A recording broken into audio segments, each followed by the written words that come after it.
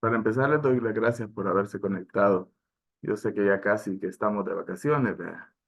Ya esta es la última clase, por lo menos de la semana 6. Solo nos quedan 4 clases más. Les quería agradecer por estar conectados el día de hoy y les quería comunicar que ya están las notas referentes al primer registro, creo que ya están publicadas. Les iba a pedir que las tareas siempre las entreguen en el tiempo estipulado para entregarlas, para que no haya ningún inconveniente. Creo que en general todos han entregado unas buenas tareas. Con respecto al proyecto integrador, les he mandado eh, en general las correcciones que hay que hacer, las observaciones. Todos están muy bien, todos son viables, todos se pueden realizar.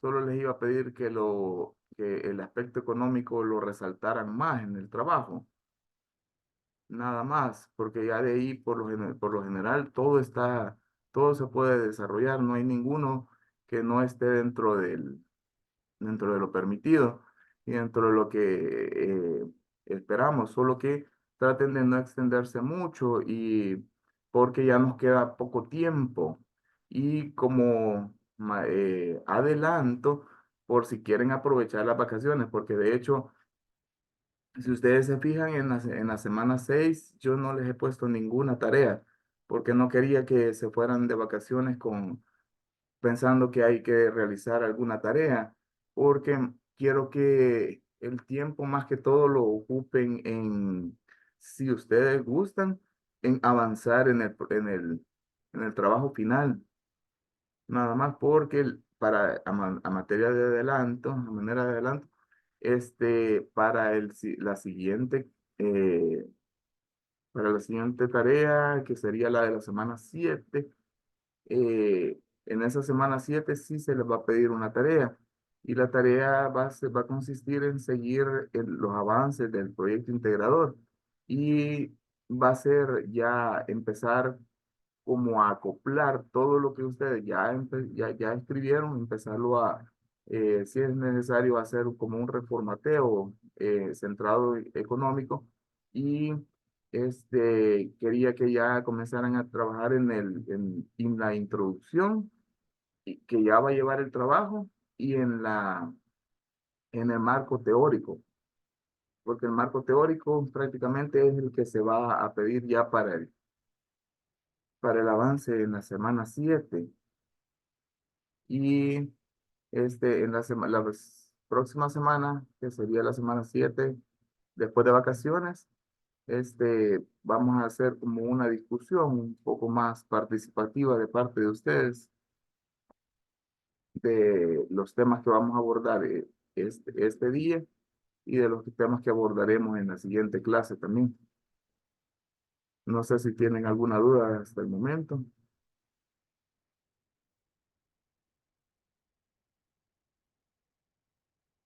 No, los felicito porque todos los trabajos están bien.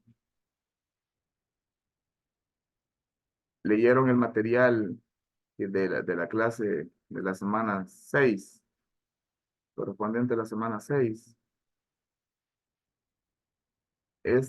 Hoy a tratar una nueva unidad didáctica, donde vamos a abordar el financiamiento y el gasto en el sector salud. Para esta semana lo que les había colocado es sobre el contenido que vamos a hablar, es la política económica, la política fiscal y y un breve repaso sobre el presupuesto del Estado.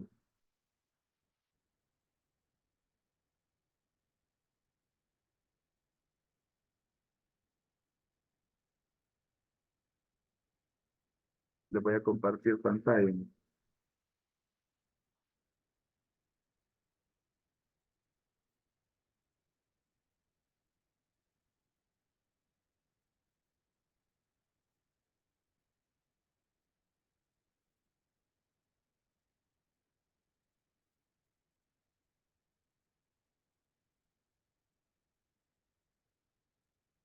Les voy a resaltar este tema es un poco largo, es difícil también de entender para alguien que no está familiarizado con lo en materia económica. Cualquier duda me pueden parar en cualquier momento y yo trataré de explicarles de la mejor manera.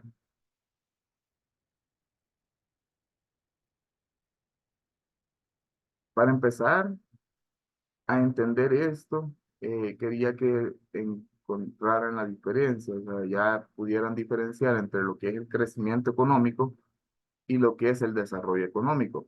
El crecimiento económico lo mide, en los dos van a encontrar que se menciona el Producto Interno Bruto, porque tanto para medir el crecimiento económico como para medir el desarrollo económico pueden utilizarse, porque el crecimiento económico lo que va a medir es el Producto Interno Bruto de un país. O sea, en pocas palabras, todos los bienes y servicios que produce la economía de ese país y ese es el objetivo real de todos los países, o sea, es aumentar su crecimiento económico, porque eso significa que si el país produce más, tiene más factor productivo, tiene más productos, más bienes y servicios, la población goza mejor de una calidad de vida y al final todo es un círculo que busca la estabilidad. Y eso es lo que se refiere el crecimiento económico. En pocas palabras, solo es el Producto Interno Bruto y el volumen y servicios que la economía puede producir de un país en determinado tiempo. Creo que lo puse más adelante por acá. El incremento económico indica que se crea un aumento en términos de la renta de los bienes y servicios de una economía en un periodo de tiempo determinado. Por lo general, siempre lo van a encontrar ustedes como crecimiento económico anual. Siempre lo van a encontrar anual. Y el desarrollo económico, por su parte, este término es relacionado con el crecimiento económico es el progreso de la riqueza de la nación, guiado al bienestar de los ciudadanos. O sea, es en sí, es lo que del crecimiento económico reciben todos sus ciudadanos. Es la distribución como de la riqueza entre toda la población. Entonces, ¿cómo se puede medir el bienestar de los habitantes? Por lo general, se evalúan las mejoras en la calidad de vida en los últimos años. Y aquí hay bastantes indicadores. Los más comunes son la esperanza de vida, el crecimiento en la esperanza de vida, la alfabetización, el ingreso per cápita. Se habla también sobre el índice de desarrollo humano.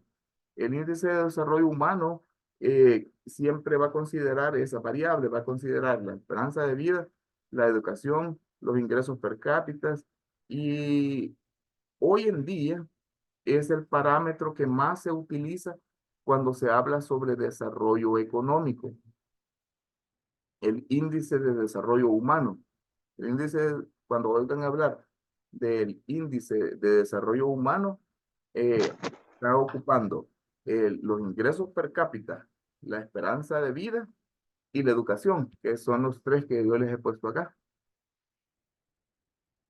Estos tres, cuando oigan hablar de índice, hoy cuando se dice desarrollo económico, por lo general lo asocian al índice de desarrollo humano y siempre que ustedes oigan hablar de índice de desarrollo humano, siempre acuérdense de los tres indicadores, la esperanza de vida, la alfabetización y el ingreso per cápita. Y esto va a demostrar cómo la riqueza de un país se ha distribuido en sus habitantes. Y este se lo puse acá porque lo van a oír hablar. Van a oír hablar de repente de que hay un país con un subdesarrollo económico o en vías de desarrollo. Esta ya, lo del subdesarrollo ya está entrando en obsolescencia, ya casi no se ocupa.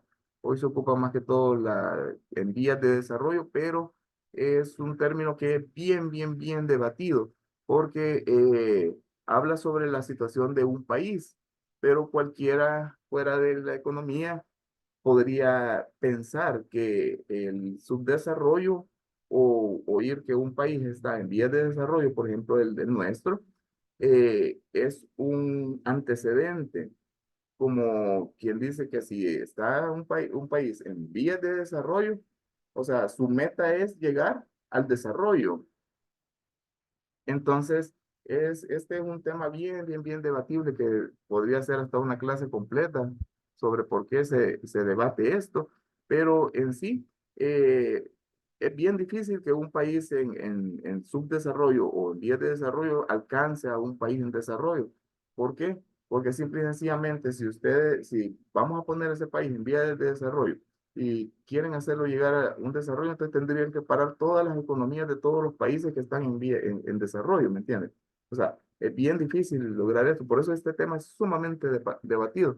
Pero cuando ustedes, lo que quiero que se lleven de acá es que cuando oigan hablar de un subdesarrollo económico, entonces es un estado de un país que relaciona a la riqueza en términos de inflación,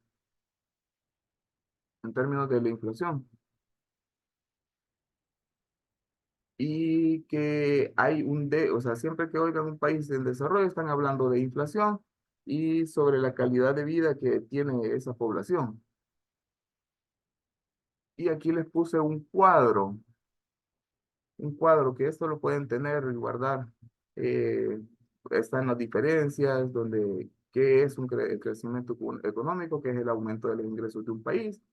El desarrollo económico es la mejora de las condiciones de vida, es decir, cómo se distribuye la riqueza generada por un país con sus habitantes. Y los factores que influyen tanto el crecimiento económico son la balanza comercial, el aumento de la fuerza laboral, el aumento de la producción de los bienes y servicios, la estabilidad política, la innovación en la tecnología, la acumulación del capital, los niveles de consumo, los gastos de inversión. Creo que aquí no hay mayor duda y los que influyen al desarrollo económico son el crecimiento económico, las instituciones sociales, la infraestructura, seguridad jurídica y todo lo que les he listado acá. Y principalmente esto es lo que yo les decía, que cuando oigan hablar sobre crecimiento económico, asócienlo directamente al Producto Interno Bruto y el ingreso per cápita que va a estar en los dos. Pero el crecimiento económico al Producto Interno Bruto. El desarrollo económico, hoy por hoy, al índice de desarrollo humano. Y cuando les hablen de índices de desarrollo humano, acuérdense de estos tres indicadores: la esperanza de vida, la alfabetización y el ingreso per cápita. Esto es lo que quería que se llevaran de acá. Los dos términos nos van a ayudar a determinar el grado de progreso económico de un país. Y la inflación, que la inflación no es más que un aumento generalizado de los precios de bienes y servicios en una economía en un periodo determinado de tiempo. Y aquí les dejé un video de qué es la inflación. La inflación, ya hablando como tal, antes de pasarnos a la política económica, la inflación es un aumento generalizado en los precios de bienes y servicios dentro de una economía de un país en un periodo determinado de tiempo que por lo general es un año. Ahora, ¿cómo se mide la inflación? Por lo general, cuando oigan hablar de inflación, la inflación, uno de los indicadores que más se ocupa para medir la inflación es el IPC. IPC es el índice de precios al consumidor. Por ejemplo, hablan sobre la canasta, los precios de la canasta básica es uno de los indicadores más comunes de inflación. Los índices de precios de los combustibles, los índices de precios de los vehículos y hay varios, pero los principales son, los principales dos, por lo menos que ocupa el país, son el índice de precios al consumidor basado en la canasta básica y el índice de precios de los combustibles. Cuando hablamos de inflación, entonces a veces lo van a encontrar que le ponen números. Entonces, si encuentran una inflación y la encuentran en cero o menor de cero, ahí no hay nada de inflación. De hecho, están en una deflación. Y en deflación es bajada de precios. Acuérdense que inflación es aumento generalizado de los precios. Cuando hablamos de inflación moderada, es cuando estamos hablando de que han subido menos del 10% anual. Cuando hablamos de una inflación galopante, estamos hablando arriba del 10 hasta antes del 1000. Y arriba del 1000 ya estamos hablando de hiperinflación.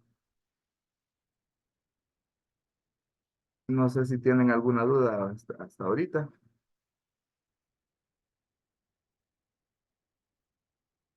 No, sigamos. En cuanto a la política económica, para entender principalmente la política económica, yo les puse acá que lo primero que tenían les hice un breve resumen sobre qué es una política pública, porque para entender la política económica, primero tenemos que entender qué es una política pública. La política pública se va a fundamentar en cuatro características. Primero, la existencia de una autoridad central, que por lo general es el gobierno, que el gobierno es el que toma las decisiones en una política pública. Tiene fines y objetivos que ya están definidos y siempre va a tener un carácter deliberado de las acciones. ¿A qué se refiere con deliberar? La deliberación es un acto, o sea, es un proceso, un resultado en el cual evalúan los pros, los contras, con el objeto de tomar una decisión determinada, que en este caso sería la adopción de una política pública. Ellos han encontrado un problema, el problema le quieren dar solución, entonces plantean todos los pros, los contras, lo meten a juicio y al final sacan una deliberación y de ahí nace la política pública. Y esto es importante, que al final siempre en una política pública los instrumentos pueden ser alterados por las autoridades o manipulados en pos de alcanzar estos fines que se hayan propuesto. Entonces, cuando hablamos de fines propuestos en una política pública, por ejemplo, en una política pública, tal vez el fin es aumentar la esperanza de vida. Ese es el fin. Entonces, dentro de esa política pública, van a tener póngale que han hecho una política económica X para lograr aumentar la esperanza de vida y han puesto de indicador el IVA, por ejemplo. Entonces, que para aumentar la esperanza de vida, entonces vamos a bajar el IVA. Entonces, cuando ellos ya vean que el fin está logrado, entonces lo aumentan. O sea, siempre tienen que tener instrumentos que pueden ser manipulados o alterados por las mismas autoridades para alcanzar los fines propuestos, ¿verdad? Si no le funcionó bajar el IVA del 13% al 11%, por ejemplo, entonces lo van a seguir bajando hasta el 9% y así, o sea, ellos mismos van a ir alterando los instrumentos para poder llegar al fin que se hayan propuesto. Entonces, estas cuatro características que yo les puse acá, se las puse porque pensé que era importante para que conocieran qué es una política pública y cuáles son los objetivos que llevan a una política pública. Y les puse un cuadro acá. Primero, la identificación del problema. Pasa a consenso y hacen una formulación de alternativas. Al final adoptan una alternativa, implantan esa alternativa seleccionada y ya después de implementada, evalúan los resultados que han obtenido y si de ahí ya terminó la política pública, sí cumplió todo el fin que se habían propuesto, según los indicadores que ellos hayan agarrado también. Si no, van a identificar algún problema dentro de la política pública y van a empezar a formular alternativas para esa política y este es un ciclo. Este es un ciclo. Cuando ya se cumplan estos fines y objetivos que ellos mismos ya se habían trazado, entonces ahí es el fin de la política pública en cuanto a la construcción, ¿ya? Porque si la política pública funciona, entonces ya perdura en el tiempo. Creo que esto es lo que les estaba explicando. se identifican con los propósitos más generales de la sociedad. Por ejemplo, estos son los fines que ellos se pueden proponer. Aumentar el bienestar económico de la población, garantizar libertades individuales, alguna política que vaya en salud pública, aumentar la educación, seguridad pública, jurídica o una política para lograr estabilidad política. Los objetivos son la concreción de los fines, una definición mucho más precisa de los propósitos políticos. Ejemplo, lograr la tasa de crecimiento de la economía, reducir la tasa de mortalidad. Creo que aquí no hay mayor cosa donde perderse.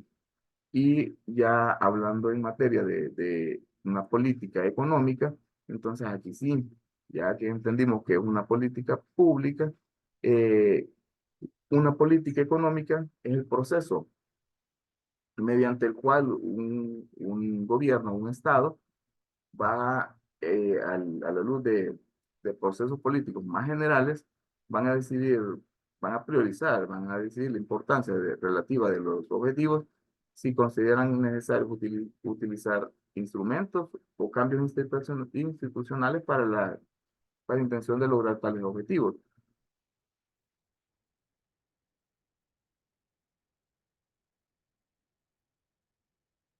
Aquí la autoridad, yo les coloqué aquí que va a imponer una doble tarea que primero va a seleccionar, de ahí va a jerarquizar las metas y objetivos y va a asignar los instrumentos que van a permitir alcanzarlos. Los objetivos de toda política son, por ejemplo, conseguir el pleno empleo de los recursos, estamos hablando de eficiencia, obtener una tasa de alto crecimiento económico, mantener un nivel estable de precios, procurar el equilibrio externo y mantener una justa distribución del ingreso. Aquí en las políticas económicas, y más que todo en las políticas en salud, entra en juego una palabra que es la equidad. O sea, en las políticas de salud siempre van a tratar de que se logre la equidad. El problema es de resolver en una política económica es armonizar. Oiga, esto es bien difícil.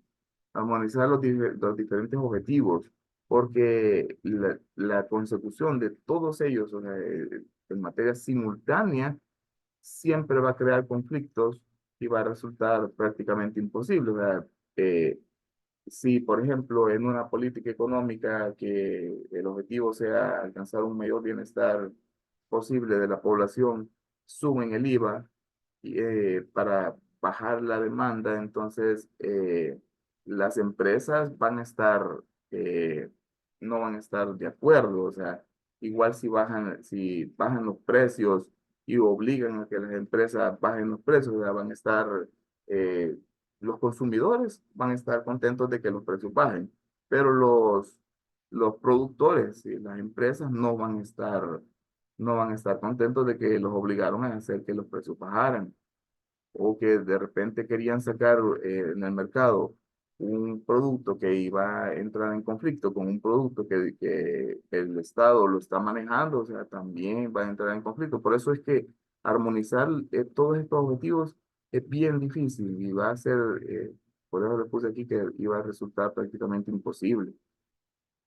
En las políticas de salud, aquí entran en serie los valores, ya sean la equidad, la eficiencia y la solidaridad. Esta es una gran diferencia entre las políticas económicas, las políticas públicas y las políticas de salud, que acá ya están representados los valores equidad, eficiencia y solidaridad en cuanto a cómo se van a asignar los recursos para satisfacer las necesidades en salud de la población. Desde una perspectiva macro, el gobierno es el que va a marcar la dirección. De hecho, eso sucede acá. El MinSal es el que marca todas las directrices de toda la planificación y siempre las hace en cuanto a los valores de equidad, solidaridad, justicia, etcétera. Desde una perspectiva micro, vamos a ubicar a los responsables de la gestión de los sistemas de salud con el fin de alcanzar los objetivos. Aquí estamos hablando ya desde una perspectiva micro, estamos hablando de los hospitales, unidades de salud, unidades médicas, instituciones. que siempre van a ir en función de las necesidades que el gobierno haya dado a las directrices. La política en salud, formular una política en salud debe establecer prioridades, e involucra la definición del rol del Estado en la salud y al final lo que se busca es que sea una política pública. Cuando ya todos nacen como un proyecto, por ejemplo. Entonces, un proyecto, si echan a andar un proyecto de pueden hacer un proyecto de investigación, por ejemplo, la vacuna del VPH, que todo nació como una propuesta, vieron que la vacuna de la VPH funcionaba en muchos estados, se estaban disminuyendo los cánceres, entonces implementaron el proyecto en el país de empezar a poner las vacunas eh, dentro del esquema de ampliado de inmunizaciones y al ver que también da resultados aquí y la evidencia científica demuestra que también está dando resultados en otros países, entonces lo hacen política pública y ya dentro de la política pública ya hacen los lineamientos y al final obtenemos el fin que ya tenemos la vacuna del VPH ya parte del programa ampliado de inmunizaciones. La política pública tiene su génesis en la identificación de problemas del Estado en la salud de la población, la tasa de crecimiento como de la población, el envejecimiento, la distribución parcial, esto creo que está claro. La política nacional en salud siempre tiene como objetivo fundamental crear las condiciones que aseguren la buena salud de toda la población y esta va a recaer siempre en el gobierno por los mandatos de la Constitución política. Y los principales componentes son intervenciones públicas dirigidas al establecimiento, mantenimiento y fortalecimiento de los determinantes estructurales de la buena salud. Eh, Alguien que sepa qué son los determinantes estructurales de la salud, prácticamente. Alguien que quiera opinar.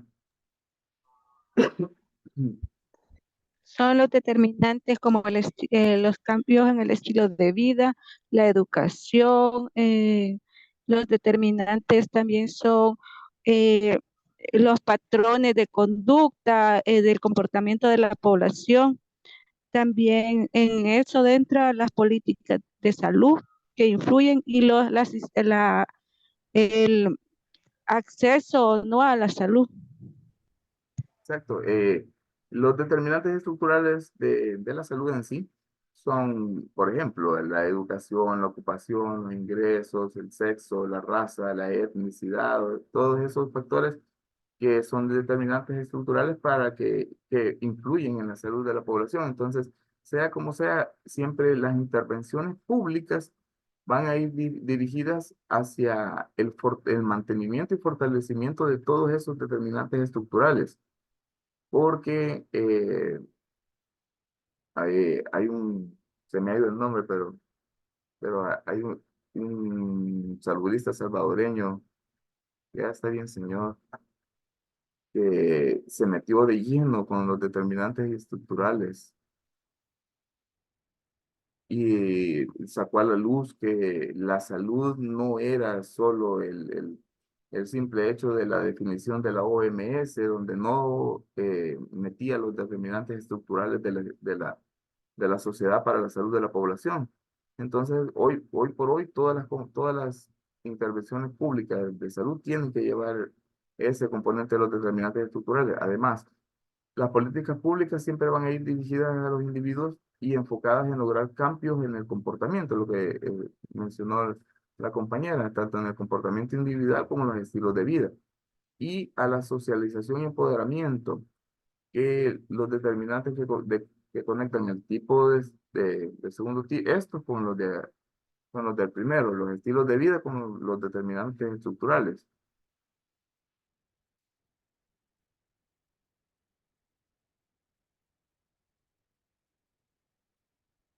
Ahora aquí sí nos vamos a detener un poco. En la política económica, estamos hablando de la política fiscal. ¿Qué es la política fiscal?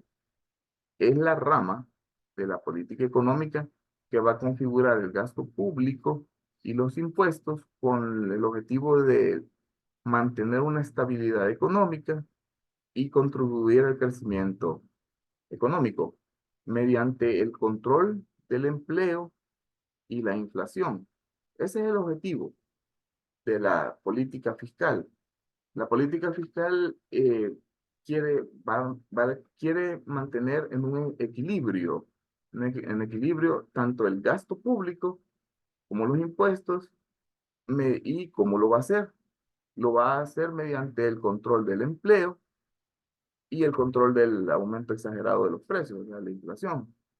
Entonces, la actividad económica del Estado va a comprender tres funciones básicas. Yo se las puse acá. Primero, la función de asignación de los recursos. La asignación de los recursos del Estado va a suministrar bienes que en determinadas circunstancias el mercado no proporciona adecuadamente debido a la existencia de los denominados fallos de mercado, es lo que estábamos hablando en clases anteriores.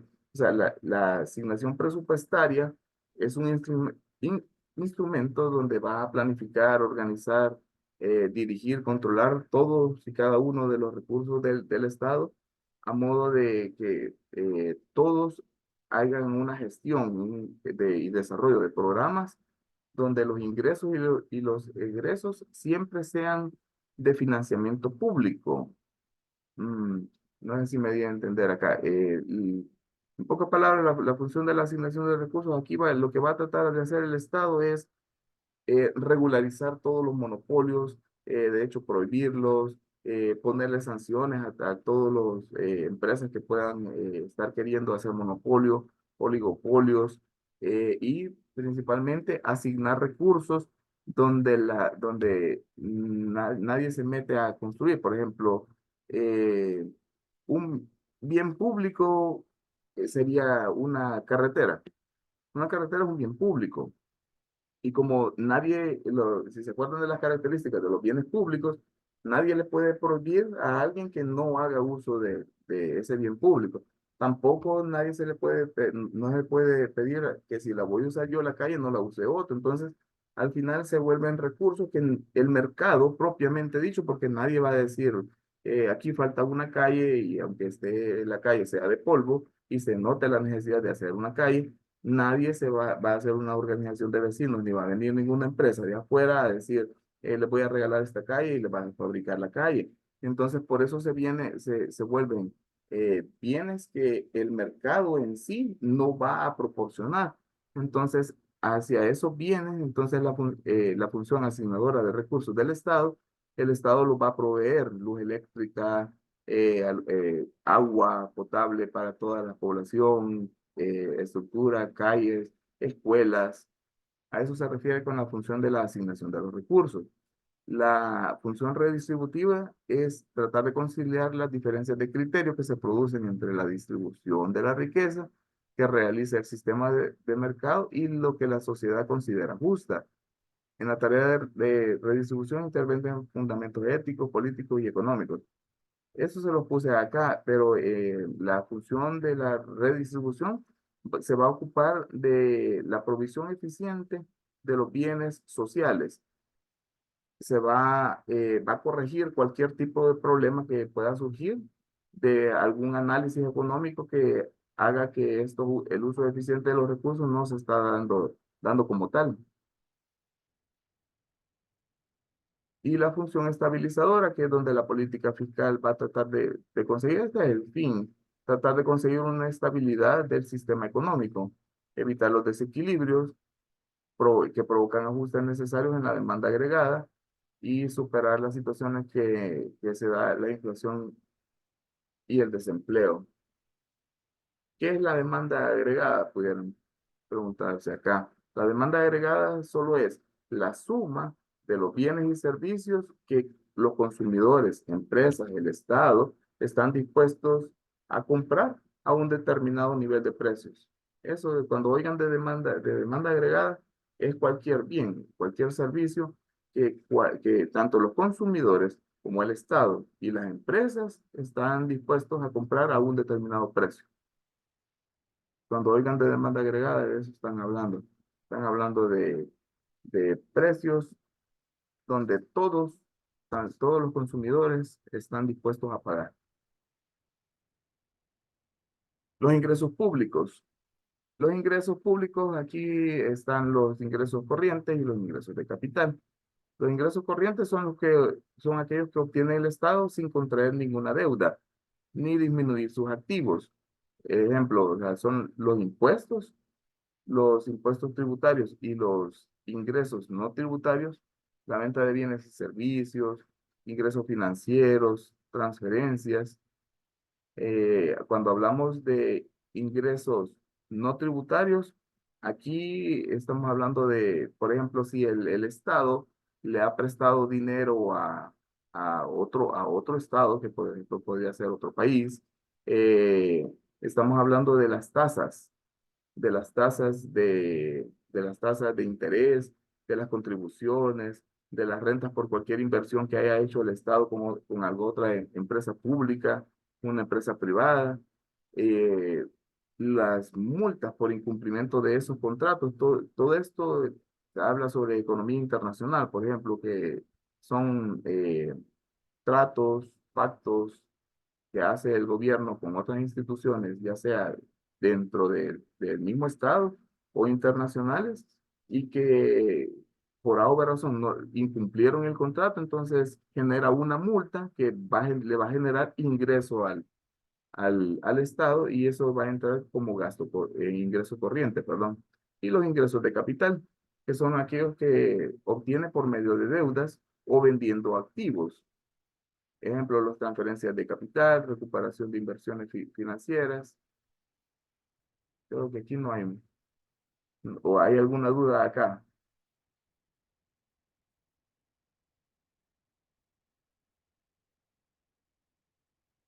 En cuanto al gasto, el gasto público, tenemos los mismos, gasto corriente, gastos de capital y gasto por transferencia. Los gastos corrientes son aquellos que tienden al normal funcionamiento del Estado, como los salarios, los pagos de intereses, las compras de bienes y servicios de consumo. Todas estas siempre se va a hacer la pregunta el mismo Estado, ¿cómo se van a financiar? Y ya lo dijimos ahí arriba, que se va a financiar con los impuestos, por lo general. Los gastos de capital o préstamos que puede hacer el mismo Estado hacia otras instituciones. Gastos de capital son los orientados a aumentar la capacidad productiva del sector público, como la construcción de escuelas, carreteras y obras de interés social. Hablábamos como lo que les expliqué de ingresos no tributarios, y aquí serían gastos no tributarios, gastos de capital, que son los que el mercado no proporciona. Gastos por transferencia son erogaciones que realiza el Estado que no generan obligación o contraprestación por parte de beneficiarios. Jubilaciones, servicios sociales, estos ellos le llaman, aquí en economía se llama gasto por transferencia, pero en sí, lo que es un gasto por transferencia, si estamos hablando de pensiones, por ejemplo, que el, el, el, el el Estado recibió en su momento, porque sí es cierto, en el caso del país, todo empleado formal realiza una cotización que al final termina en AFP. La AFP hace préstamos y mueve el dinero. De hecho, el mismo Estado a veces ocupa ese dinero, pero al final el Estado ya gozó de los beneficios que ese le pudo haber generado. Entonces ya al momento de ya jubilarse, los trabajadores, o sea, ya no recibe nada, y ya se convierte para él en gasto. A eso se refieren acá, servicios sociales, etcétera. Por eso le llaman erogaciones. Y el déficit fiscal. Déficit fiscal es sencillamente, cuando el gobierno gasta más de lo que reciben en concepto de impuestos. Cuando el presupuesto está equilibrado, entonces hablamos que los ingresos son iguales a los gastos. Cuando el gasto es mayor que el ingreso, estamos en un déficit. Y cuando el ingreso es más que el gasto, estamos hablando de superávit. Siempre que oigan mencionar déficit o superávit, están hablando de la política económica fiscal. Entonces, y están hablando sobre los gastos que el Estado tiene y los ingresos que el Estado tiene y cómo están ellos en relación uno con el otro. Mayor gasto, menos ingreso, déficit. Mayor ingreso y mayor que el gasto, superávit. ¿Cómo financiar un déficit en el sector público? Aquí, por lo general, incrementando la recaudación de impuestos, el endeudamiento interno, o sea, a dar menos crédito al sector privado, las letras del tesoro a corto plazo, los bonos a largo plazo, endeudamiento externo, pues, ingresos futuros. Y aquí yo les puse eurobonos, préstamos a la banca internacional, préstamos a organismos multilaterales. Todo esto es de cómo puede el Estado combatir un déficit en el sector público. ¿De dónde va, en pocas palabras, de dónde va a sacar todo el dinero para financiarse cuando el gasto supera el ingreso? Es decir, que en cuanto a impuestos no logra sacar todos los gastos que el Estado tiene. Todas estas que le puse acá son las formas que el Estado tiene. Y si es malo de tener un déficit público, creo que, ¿qué opinan ustedes de si es malo tener un déficit público? Pienso que sí, porque entonces el Estado tiene que buscar de dónde poder financiar la diferencia y eso va a incrementar los impuestos y ciertas concesiones al sector privado. Exacto, y no solo al sector privado, sino también a los consumidores. Porque al final, si la economía siempre funciona así, si les aumentan los impuestos y dice el Estado, bueno, les vamos a aumentar el impuesto por la exportación de cierta materia prima y se lo están, el Estado se lo va a imponer a la empresa importadora. Pero ¿creen ustedes que la empresa importadora se va a hacer cargo de todo eso que va a perder? O sea, todos los No. impuestos, exacto. O sea, al No. final, todo termina siendo trasladado a los consumidores. Entonces, por eso es que este es un tema bien difícil de tratar, porque al final siempre, cualquier movimiento que haga el Estado por tratar de superar el déficit fiscal, siempre va a impactar a los consumidores. Por eso es que todo esto se tiene que tocar así poco. Entonces, de manera bien meticulosa.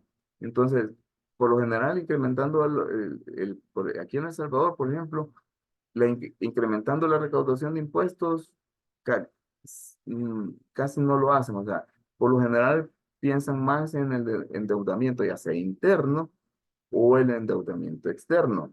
Eh, Hoy sí están pensando en esto del incremento de la recaudación de impuestos porque están valorando eh, subir el IVA del 13% al 15%, pero todavía no es oficial, todavía lo están pensando en hacer así, porque ya el endeudamiento que tiene el país es bastante grande. Entonces, porque ya incluyeron este endeudamiento interno, por ejemplo, las letras del Tesoro Nacional son a corto plazo y creo que es a 10 años, los bonos de largo plazo son a 10 años y este es a un año. Entonces, en estos se mete, por ejemplo, el endeudamiento interno, podría ser una medida que ocupa es hacer uso, de hecho, y creo que el país ya lo hizo, es hacer uso de lo que tienen ahorro en pensiones todos los trabajadores. Entonces, eso es un endeudamiento interno. El Estado lo que le da a las AFP es un documento que se llama, depende del tiempo que lo hagan, se puede llamar letras del tesoro o se puede llamar bono. Entonces ese es como quien dice un pagaré, donde se compromete a pagar eh, todo el dinero que le prestó las AFP al país, y que si lo hizo a 10 años, entonces los intereses van a ser cada 6 meses y va a estar pagando los intereses cada 6 meses. Pero al final entra en una espiral, más que todo con el endeudamiento externo, porque en el endeudamiento externo el país ocupa bastante los préstamos a los organismos multilaterales, al Fondo Monetario Internacional, al Banco Mundial, otros, y el endeudamiento externo por lo general es a largo plazo, estamos hablando de 10, 20, 25 años. Entonces, donde se compromete con el Banco Mundial, pongámosle, y le presta 10.000 millones, y de esos 10.000 millones se los presta a 20 años. Entonces, si le prestó a 20 años, cada 6 meses le va a estar pagando los intereses. Entonces, si le está pagando cada 6 meses los intereses y cada vez cada 6 meses los intereses, cuando ya se va a cumplir el plazo de los 20 años, por ahí por los 10 años o 15 años, entonces lo que pide es una prórroga. Entonces, no llega a consumarse los 20 años, entonces nunca paga la deuda, sino que simple y sencillamente se prorrogan 30 años más. Y así va. Entonces, al final, este endeudamiento no sale del endeudamiento y siempre está más endeudado. Entonces, al final, si ha buscado esta forma de financiamiento para todas las políticas públicas que el Estado va a hacer, al final va a terminar en, aquí, en el primero, incrementando los impuestos y impactando al bolsillo de los consumidores, es decir, la población completa. Clave para entender la deuda externa. ¿Qué es la deuda externa? Toda obligación de pago pendiente que posee el sector público dentro de un periodo de tiempo. ¿Con quién se contrae? Lo que yo les estaba explicando, con bancos privados, organismos multilaterales, el Fondo Monetario Internacional, el Banco Mundial, el BID. ¿Qué son los bonos soberanos? Son un pagaré que firma el Estado en el cual se compromete a pagar la deuda en 10 años y los intereses cada 6 meses. Por ejemplo, para que los bonos mantengan su valor, la calificación de riesgo debe mantenerse o mejorar. ¿Por qué creen que tiene que mantener el valor? ¿Y a qué creen que se refiere con esto?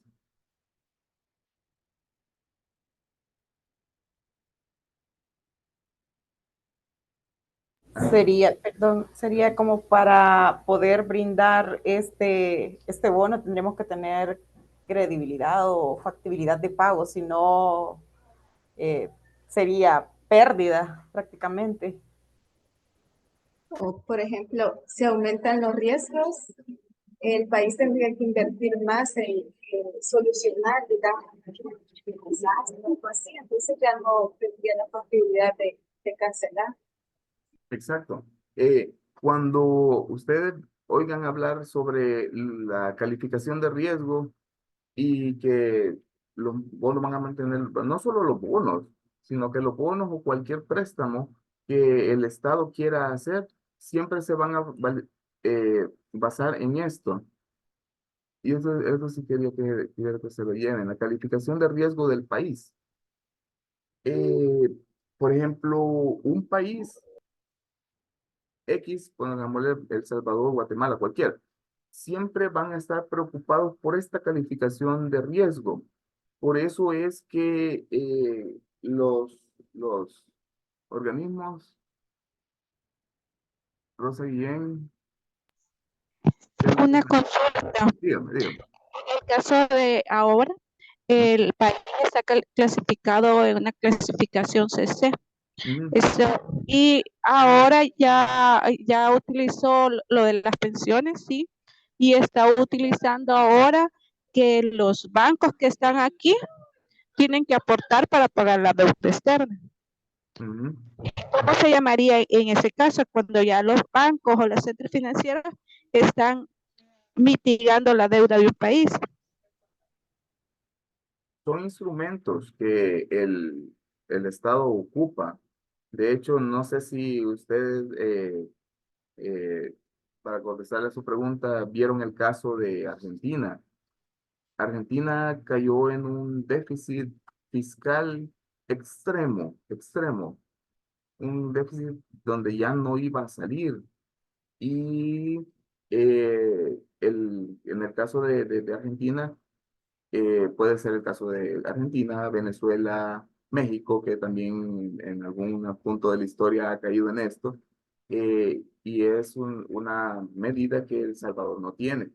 Es aumentarle los números a los billetes, porque la política monetaria en países donde tienen su propia moneda, que no están dolarizados como el nuestro, pueden hacer ese movimiento, o sea, esa jugada, pongámosle, le podemos decir así, donde aumentan el valor del dinero.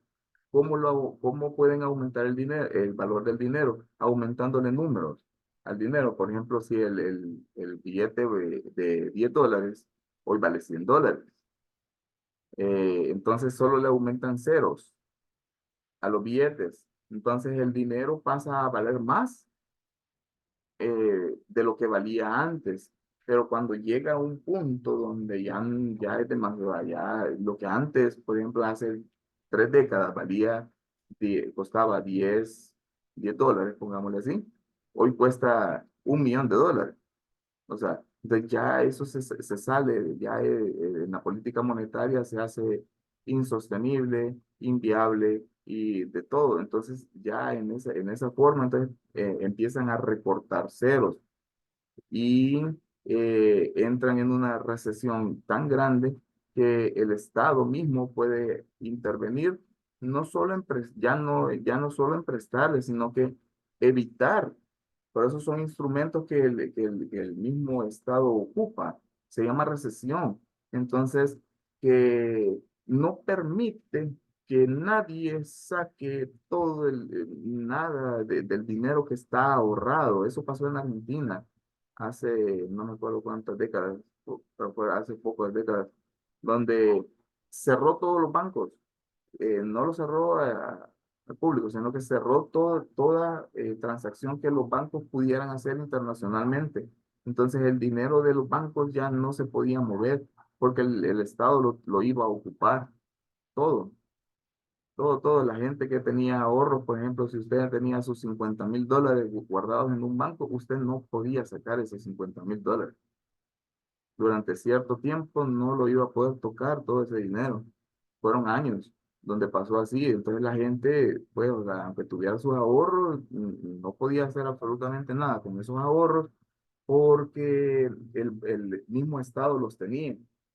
Entonces esas son medidas para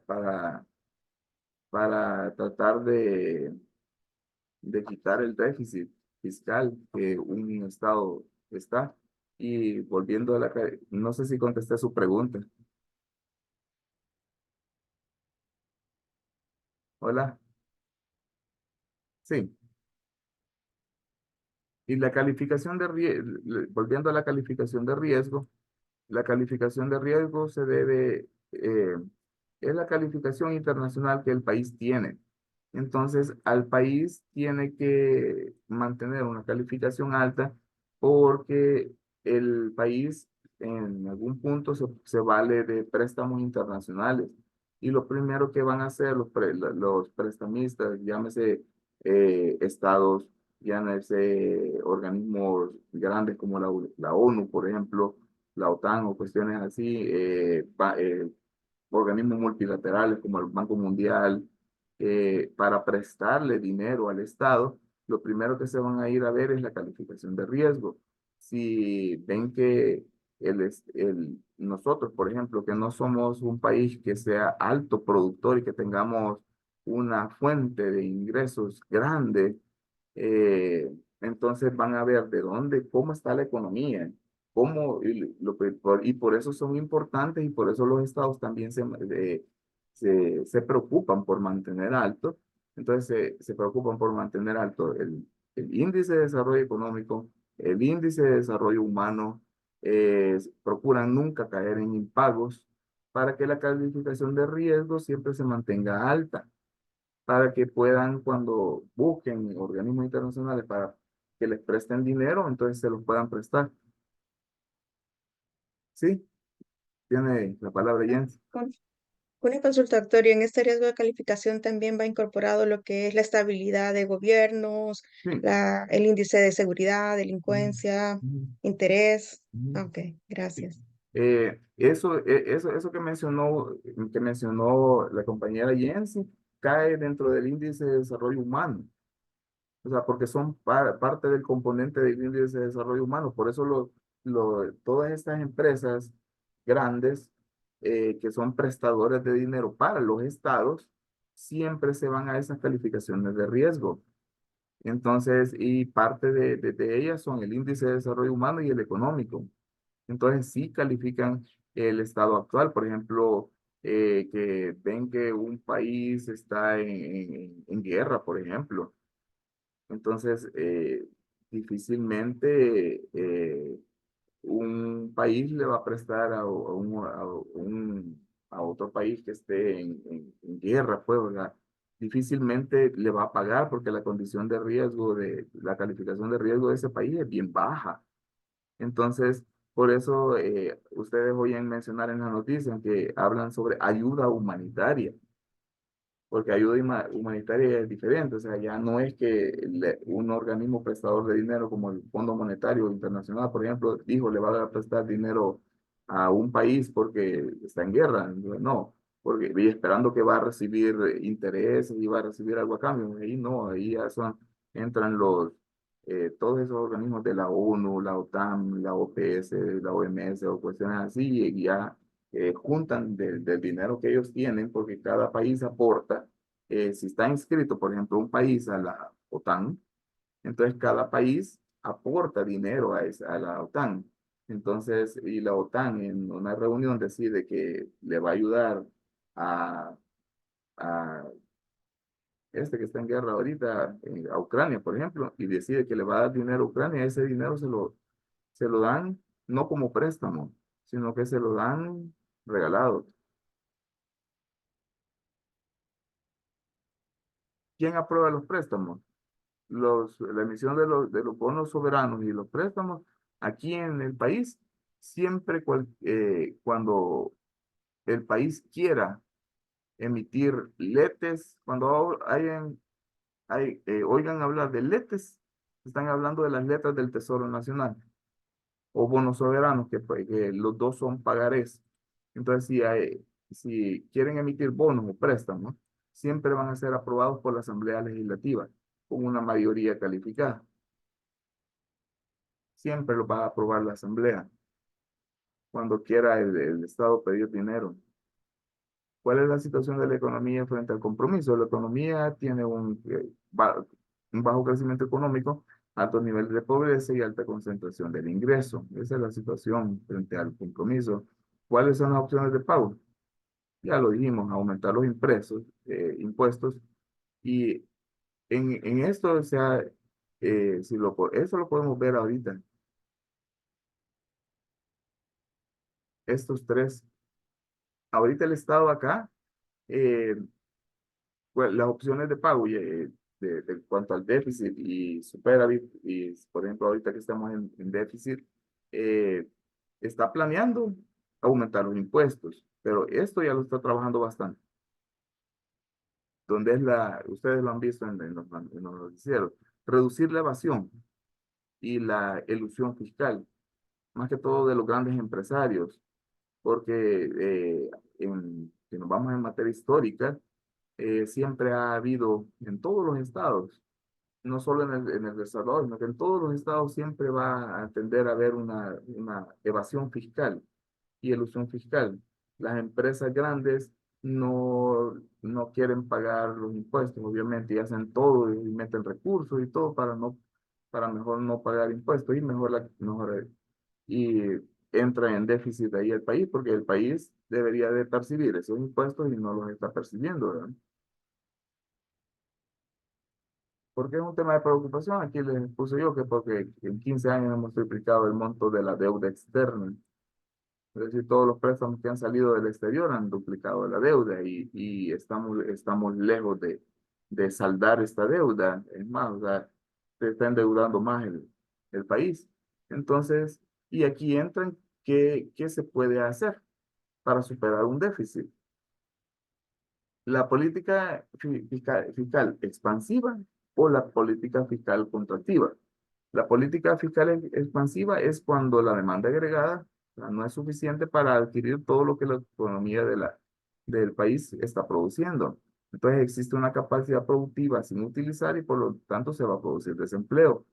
Para eliminar ese desempleo, el gobierno va a tener que aumentar la demanda agregada a través de componentes, el consumo, el gasto, la inversión, las exportaciones, y para ello va a disponer de un control del gasto público y los impuestos. Siempre va a haber, ya sea en política fiscal expansiva o contractiva, que es la que veremos después, siempre va a ser un control del gasto y de los impuestos, con distintas posibilidades de actuación, ya sea o aumentarlo o disminuirlo, ya sea o aumentar el gasto público o aumentar los impuestos, o los dos.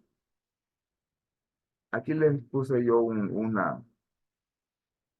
cuadro donde las políticas fiscales siempre van a ser acciones o instrumentos del Estado, donde el Estado puede intervenir. Acuérdense que es una política y las políticas tienen esa cualidad. Por eso les expliqué anteriormente que una política pública, una de las características principales es que el Estado pueda tener acciones e instrumentos que él mismo pueda manipular para llegar al fin, que por ejemplo en este fin podría ser disminuir la deuda pública, salir del déficit fiscal. Entonces va a ocupar o una política fiscal expansiva o restrictiva. En la expansiva va a reducir los impuestos y en la restrictiva los va a incrementar. En la expansiva va a incrementar el gasto público y reducir, y en la restrictiva los va a reducir. ¿Qué se va a lograr con incrementar el gasto público y reducir los impuestos? Va a aumentar el consumo, la inversión, va a aumentar la producción, va a aumentar la demanda agregada, va a aumentar el empleo y va a aumentar la inflación, porque los precios van a subir. ¿Y qué va a lograr con una política fiscal restrictiva? Disminuir el consumo y la inversión, disminuir la producción, disminuir la demanda agregada, disminuir el empleo y disminuir la inflación, que es lo contrario de la expansiva. Para paliar el riesgo, los gobiernos pueden contraer demanda utilizando los mismos instrumentos de la política fiscal, en el sentido contrario.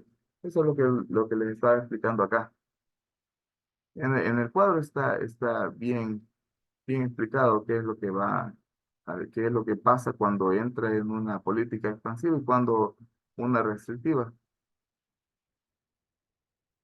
Y todas van a tratar de, de contrastar el, el desempleo y la inflación. ¿Alguna pregunta antes de pasar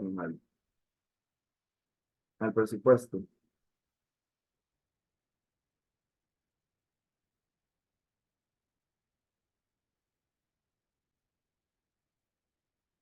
Sigamos en el presupuesto.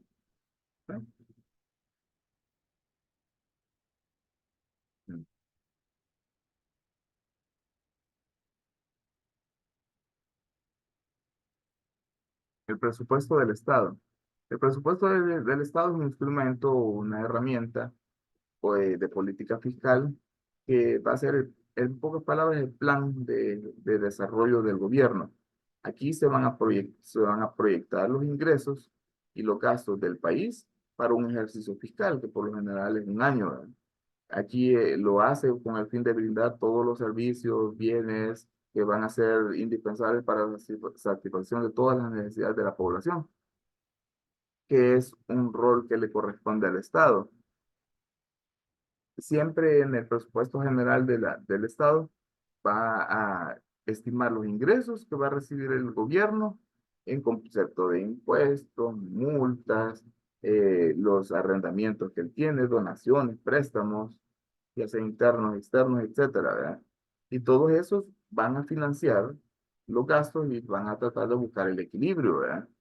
Y que van a satisfacer al final las necesidades de la población. Siempre es por un año y siempre va a iniciar desde el 1 hasta el 31 de diciembre, es el año fiscal. Cuando vengan a hablar de año fiscal, están hablando de cualquier presupuesto que va a entrar desde el primero hasta el 31 de diciembre del año en cuestión. En este cuadro yo les había puesto los individuos o familias y los gobiernos, los ingresos para el individuo son los salarios, los sueldos y las remuneraciones y los gastos, o sea, la alimentación, transporte, todas las necesidades que el individuo necesite. Y el gobierno va a recibir los ingresos de los impuestos, las tasas, los derechos, la venta de bienes y servicios, todo lo que pueda hacer el gobierno para recibir dinero. ¿Y en dónde lo va a invertir? O sea, ¿cuáles son sus gastos? Las escuelas, hospitales, seguridad pública, carretera. Todo, por lo general, el gobierno, todo lo que el mercado pueda proporcionar, no se va a meter mucho. O sea, el Estado va a dejar que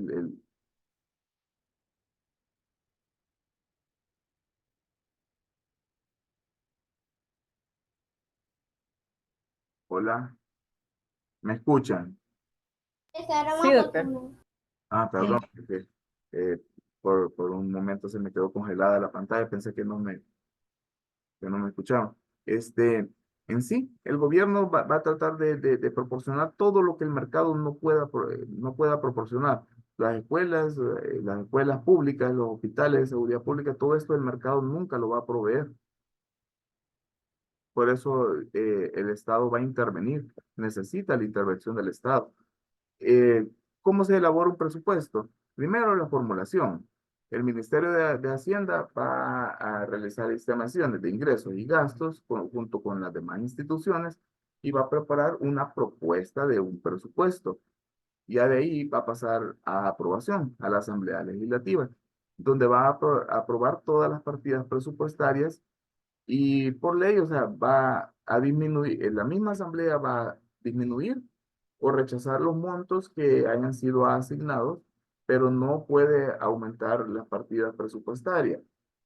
Una partida presupuestaria realmente solo es como un grupo de gastos e ingresos que son homogéneos y que de similar naturaleza, se van a agrupar, o sea, con el objeto de clasificar el conjunto de gastos e ingresos y facilitar un control. O sea, eh, las partidas presupuestarias son, por ejemplo, los grandes rubros, seguridad, salud, cuánto le van a invertir a economía, por ejemplo, esos son los grandes rubros. Entonces, no pueden aumentar la asamblea en sí, solo va a recibir, pero no puede, por ejemplo, si ya la, todos los demás, el Ministerio de Hacienda, el Ministerio de Economía y todo, ya le dijeron que van a hacer un presupuesto sobre esto, o sea, la asamblea no tiene la potestad para poder decir, vamos a meter una nueva partida presupuestaria que se va a llamar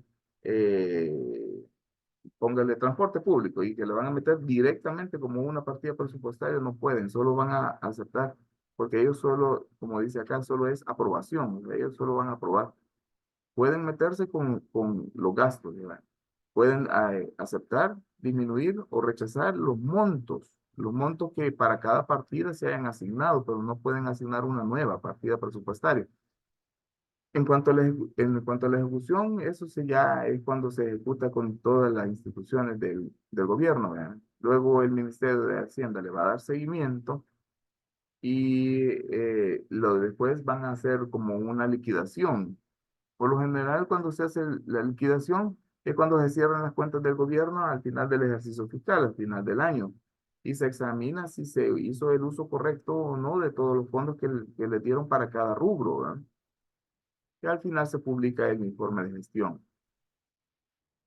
Aquí yo les había puesto a modo de resumen que las modalidades del presupuesto. Siempre existe un presupuesto votado, el presupuesto modificado y al final el presupuesto ejecutado. ¿Qué es cada uno? El presupuesto votado es el monto financiero aprobado por la Asamblea Legislativa que al final se detalla en la ley del presupuesto general para cada ejercicio fiscal, para cada institución de gobierno, para cada una de las carteras del Estado. El modificado es el presupuesto que efectivamente ya se entrega, porque como ellos analizan primero, o sea, el presupuesto que ellos votaron, de ahí ellos analizan, y al final es el presupuesto modificado es el que ya modificó la Asamblea y que ya se lo entrega a cada institución de gobierno luego de que ya hizo todas las modificaciones, ya sea lo aumentó, lo disminuyó y se lo dio para que hiciera ya el ejercicio fiscal del año correspondiente. Y el presupuesto ejecutado de vengado ya es el informe final de la liquidación del presupuesto que cada cartera del Estado le entrega a la Asamblea para determinar cuáles fueron los ingresos y gastos y cómo se diluyó todo el presupuesto que le dio la Asamblea. Los ingresos del presupuesto general del Estado, hay ingresos corrientes, eso ya lo tocamos arriba, hay ingresos corrientes, los tributarios, los no tributarios, los ventas de servicios, los financieros, transferencias, los ingresos de capital, igual, venta de activos, transferencia de capital, la recuperación de inversiones, financiados, ¿cómo? Con colocación de títulos valores en el mercado internacional. Aquí estamos hablando de los bonos del tesoro y las letes que estábamos hablando arriba. Y la contratación de empresitos internos y externos. Empresito es una operación financiera que la realiza el Estado con entes públicos, que por lo general los hace con títulos de crédito para atender las necesidades o obligaciones que el mismo Estado piense que son necesarias. Por ejemplo, un empresito podría ser, y son a corto o a largo plazo. Lo que hizo con las AFP se puede considerar como un empresito interno, porque no salió de acá, siempre salió de acá, perdón. Los ingresos son contribuciones especiales, ya sea sobre el diésel, las libras de, bueno, todo esto creo que está bien explicado.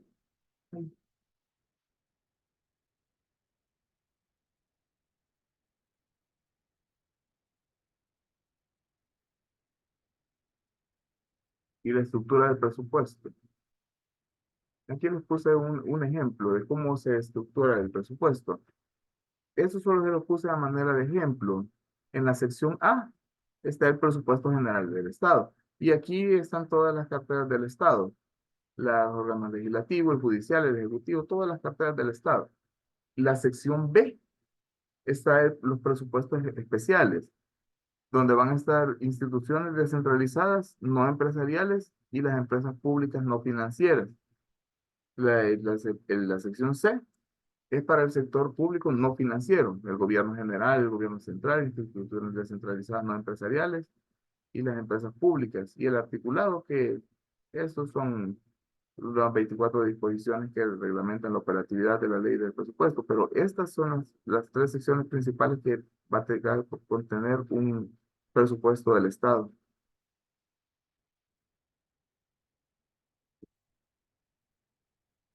Creo que eso era todo lo que les traía.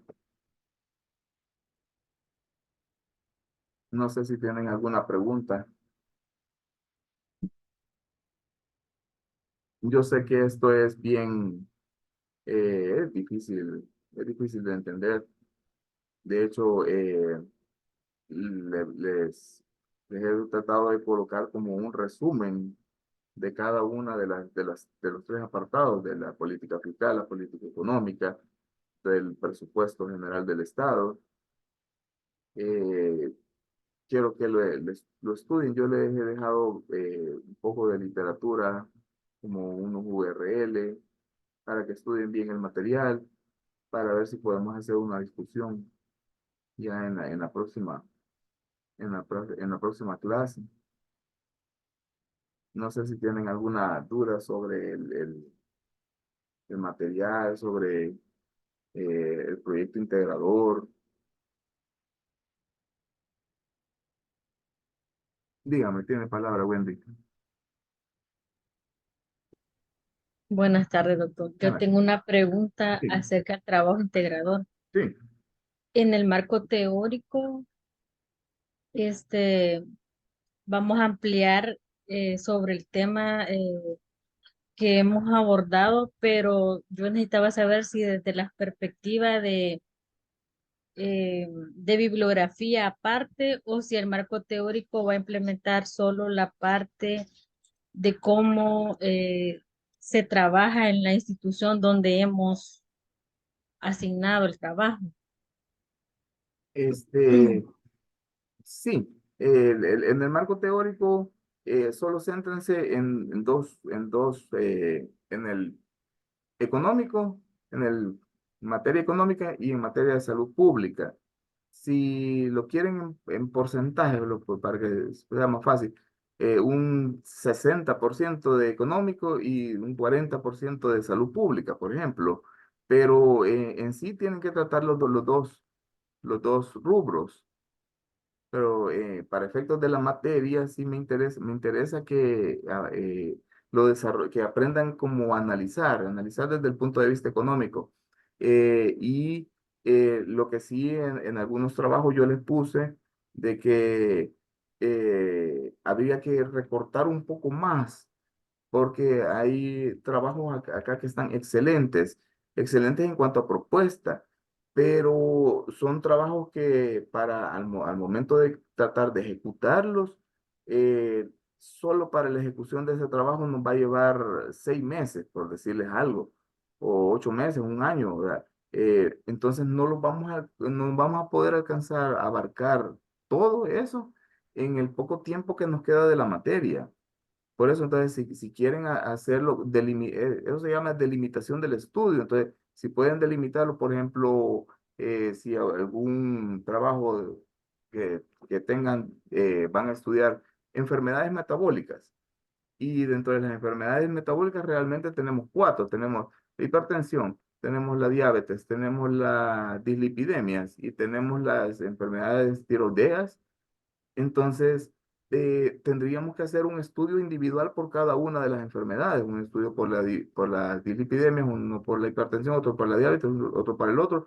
Entonces, ya eso es un trabajo muy grande y no lo vamos a alcanzar a abarcar en las 5 semanas que nos quedan ya de materia. Por eso, entonces, si lo quieren, o sea, yo les aconsejo que lo delimitarlo un poco más. De hecho, a materia de estudio, se podría dedicar, por ejemplo, solo a la hipertensión o solo a la diabetes, por ejemplo. Y así lo van a desarrollar de una de una manera más amplia, más rica, o sea, y va a tener más rigor el trabajo. Porque si se ponen a investigar una cuestión demasiado grande, al final puede ser que saquen el trabajo, sí, pero todo va a ser abordado de una manera muy superficial, porque no van a poder profundizar en el tema. Ujú. Ujú.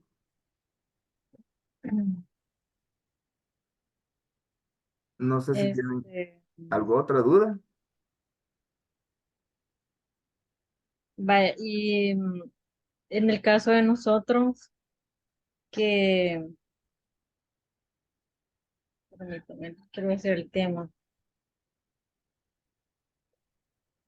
En el caso de nosotros que lo dejamos como el impacto del presupuesto en relación a la oferta y la demanda en el uso de las pruebas de laboratorio clínico, Ujú, en eso vamos a abordar el abordaje del presupuesto y la oferta y la demanda. ujú. Ahí pueden decidir ustedes también. En la clase anterior hablamos bastante de la oferta y la demanda.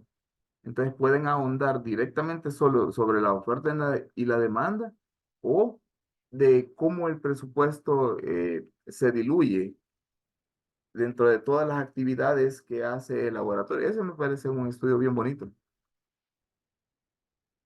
Y pueden mencionar, por ejemplo, lo de la oferta y la demanda como mención. ya, no como objeto directo del estudio, para que se les haga más fácil. Ajá, ok. Ajá, porque Gracias. sí, pero y ya como mención sí lo pueden hacer. O sea, ya en las conclusiones, en el análisis de las conclusiones, recomendaciones y la discusión que ustedes pueden tener, entonces ahí pueden involucrar ya la oferta y la demanda que igual la van a investigar. O sea, porque cuando ustedes están viendo cómo se diluye un presupuesto en una institución, ahí les van a salir datos de oferta y demanda. Entonces ustedes pueden fácilmente agarrar esos datos de la oferta y la demanda y transpolarlos a una discusión o análisis que ustedes hagan de todo el estudio y ponerle unas conclusiones y recomendaciones también. Aunque el estudio no se haya basado directamente ni en el tema lo diga, que fue basado en la oferta y la demanda. Ujú. Está bien, doctor. Gracias. Creo que algo que les podría ayudar y quizás lo voy a planificar en esta Semana Santa que vamos a tener de quizás hacer una reunión individual por cada grupo. No sé si les parece. Sí, está bien. Ujú. A mí, Voy a para mí. Sí, doctor. planificar reuniones por cada grupo para ir dándole directamente y que discutamos directamente cada uno de los estudios. Y así vamos a sacar un mejor trabajo al final. Gracias. Ok, lo voy a trabajar en esta semana. Comiencen a trabajar en el marco teórico, que yo creo que en eso pueden avanzar y en la introducción del trabajo. ¿Cómo no? Muchas ¿Mm? gracias. Vale, creo que lo vamos a dejar acá. Y ha sido un gusto Muchas estar aquí gracias. con ustedes. Pasen buenas tardes y disfruten de la semana. Gracias, doctor. Gracias, Igualmente. Gracias, igualmente. doctor. Gracias, igual. Vacaciones. Feliz tarde. Gracias, doctor. Feliz Igual. noche. Feliz tarde, perdón.